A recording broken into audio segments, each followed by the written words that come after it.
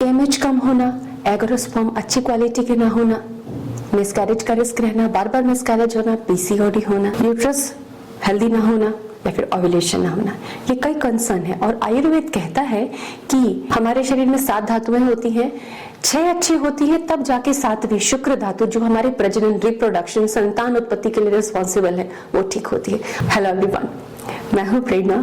स्वागत है आप सभी का YouTube सहेली चैनल में। आयुर्वेद के मुताबिक प्रजनन क्षमता में अगर कोई कमी है, जिसको कि इनफर्टिलिटी कहते हैं, आज के समय में इसकी रेट बहुत तेजी से बढ़ रही है, उसको ठीक करने के लिए हम प्राकृतिक सरल उपायों की बात करते हैं, डाइट थेरेपी से उसको ठीक करने की, नेचुरल तरीकों से उसको ठीक करने की कोशिश करते हैं। इसी क्रम में आज मैं कुछ आयुर्वेदिक चीजों के बारे में आपको बताने वाली हूँ जो कि डेफिनेटली आपको फायदा देंगी। हमारे कई व्यूअर हैं जिन्होंने इसको प्रयोग करके बहुत अच्छे रिजल्ट पाए हैं, डेफिनेटली आप भी पा सकते हैं। इसके लिए आप पूरा वीडियो देखिए, समझे, ताकि आपको प्रयोग करने का तरीका समझ में आ सके। फ्रेंड्स, प्रजनन संबंधी दोषों में 3 दोषों के बारे में आपने अक्सर सुना होगा, वात दोष, कफ दोष, पित्त दोष। वात, पित्त, कफ के बारे में तो जो वात दोष अगर बढ़ जाते हैं तो मेंस्ट्रुअल प्रॉब्लम और रिप्रोडक्टिव इश्यूज आते हैं।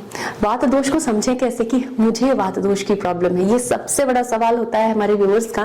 तो मैं इसका जवाब देना चाहूंगी कि अगर आपको पेट में बहुत ज्यादा गैस बनती है, डाइजेशन आपका वीक है, स्किन जो है आपकी ड्राई रहती है, रफ और ड्राई स्किन है, तो मान लीजिए आपको वात दोष की समस्या है। मेंस्ट्रुअल इश्यूज महिलाओं में है तो वात दोष की प्रॉब्लम है। इसको दूर कैसे करें?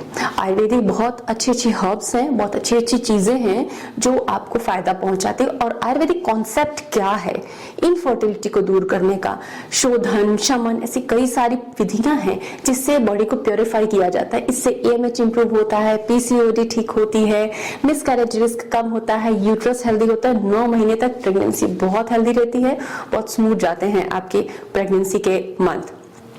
तो आइए आयुर्वेदिक अप्रोच को समझते हैं। सबसे पहली चीज, अगर आपको वात दोष है, इनफर्टिलिटी के इश्यूज हैं आपको, तो सबसे पहले आपको वात पैदा करने वाली चीजों को खाना बंद करना होगा।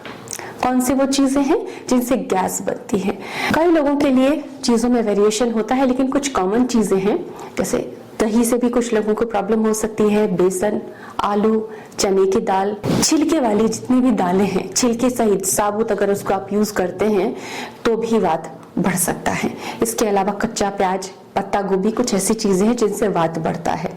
अगर आपकी प्रॉब्लम बहुत कॉम्प्लिकेटेड है तो डाइट की सलाह आप YouTube सहेली की फॉलो कर सकते हैं, लेकिन आपको आयुर्वेदिक चिकित्सक से भी परामर्श जरूर करना चाहिए ताकि आपके शरीर को देखते हुए कौन सी चीजें आपको प्रयोग करनी चाहिए, वो एक परफेक्ट सोल्यूशन आपको मिल जाए। अब हम कुछ औषधियों के बारे में जानते हैं। ये औषधियां आपकी गर्भ धारण की क्षमता को बढ़ाती हैं, आपके शरीर में जो विकार आ गए हैं उनको ठीक करती हैं, जैसे कि मेडिकेटेड घी। कई मेडिकेटेड घी के बारे में मैंने बताया है, इस पे डेडिकेटेड वीडियो भी बनाया है, आप मेरे उन वीडियोस को भी देख सकते हैं। इस वीडियो को देखने के बाद में YouTube में सर्च करके YouTube सहेली की प्लेलिस्ट में जाकर, ताकि आपको उससे रिलेटेड डिटेल इंफॉर्मेशन मिल सके। गोक्षरू जो कि ओव्यूलेशन को इम्प्रूव करता है। इसके अलावा कचनार गुगुल जो कि पीसीओडी की कंडीशन को ठीक करने के लिए, ओबेसिटी को दूर करने के लिए बहुत अच्छा है। मेद जो बढ़ा हुआ होता है, जिसमें कि एस्ट्रोजन बढ़ता रहता है और आपकी मेंस्ट्रुअल साइकिल पूरी तरह से डिस्टर्ब हो जाती है। तो कचनार गुगुल, गोक्षरू, ये बहुत ही अमेजिंग, जी हाँ बिल्कुल अमेजिंग हर्ब्स हैं जिनको अगर आप यूज करते हैं तो आपको बहुत अच्छे रिजल्ट मिलते हैं, और ये प्रामाणिक है। इसके अलावा मैंने आपको अशोक की छाल का काढ़ा लेने का तरीका बताया था। अशोक की छाल आपके एग के डेवलपमेंट, एफएसएच के इम्प्रूवमेंट, आपके हार्मोनल बैलेंस, आपके ओवेरी की फंक्शनिंग को इम्प्रूव करने के लिए होता है। इसके अलावा लोथरा, इसके बारे में भी डिटेल वीडियो शेयर किया है। आपकी फर्टिलिटी की कैपेसिटी को इम्प्रूव करती हैं, डिसऑर्डर जो है बॉडी में उनको दूर करती हैं। इसके अलावा अश्वगंधा और शतावरी एक बहुत ही फेमस, बहुत प्रसिद्ध, बहुत ही प्रचलित हर्ब्स हैं जो कि फर्टिलिटी को इम्प्रूव करती हैं। तो इन चीजों का सेवन आप कर सकते हैं। अब बात करते हैं तीसरे पॉइंट की कि तीसरी टिप कौन सी है जो बेहतर संतान के लिए हमको फॉलो करनी चाहिए। वो ये है आपके खान पान में बदलाव। खान पान में बदलाव का अर्थ है कि वैसा खान पान जो आपकी प्रजनन क्षमता को बढ़ा दे। इसके लिए आपको गुड क्वालिटी का फैट लेना चाहिए। जैसे कि अखरोट में ओमेगा 3 होता है, गुड क्वालिटी फैट होता है। इसके अलावा ऑलिव ऑयल आप ले सकते हैं। पम्पकिन सीड्स, कद्दू के जो बीज होते हैं उसमें भी गुड क्वालिटी फैट होता है, कई माइक्रोन्यूट्रिएंट्स होते हैं। तो उन सीड्स को और नट्स को अपनी डाइट में जरूर शामिल कर लें। लेकिन वात दोष अगर है तो ड्राई फ्रूट वात बढ़ा सकते हैं, इसलिए मैंने हमेशा अपने वीडियोस में सजेस्ट किया है कि आप ड्राई फ्रूट खाना है उसको सोक करके खाइए। जब आप ड्राई फ्रूट को सोक करके खाते हैं तो वात नहीं करता, वो आपको लाभ देता है। इसीलिए आप ड्राई फ्रूट्स को सोक करें और सोक करने के बाद में उसका इस्तेमाल करें, जिससे कि आपको उसके बहुत सारे फायदे मिलेंगे।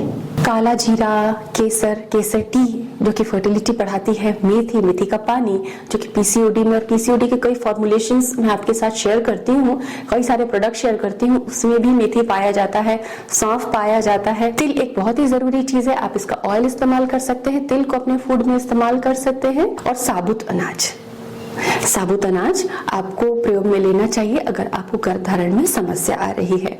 तो फ्रेंड्स, इस तरीके से अगर आप अप्रोच करते हैं, हर्ब्स को यूज करते हैं, वातकारक चीजों को दूर करते हैं, अपने खान पान से सोने का समय निर्धारित करते हैं। अगर आप लेट सोते हैं तो भी आपके शरीर में दोष उत्पन्न होते हैं, इसलिए समय से सोएं और सुबह सूर्योदय के पहले, सनराइज के पहले, सूरज की किरण उगने से पहले उठ जाए, लगभग उस समय तक जरूर उठ जाए। तो ये छोटी छोटी चीजें जो हैं आपको कोई नहीं बताता, लेकिन ये पिलर्स हैं, स्तंभ हैं जो कि आपकी सेहत को ठीक करेगी और गर्भधारण के लिए शरीर को प्रिपेयर करेगी। उम्मीद करती हूँ ये जानकारी आपको अच्छी लगी होगी। आप सभी स्वस्थ रहें, प्रसन्न रहें, शुभकामनाओं के साथ। Take care, bye bye.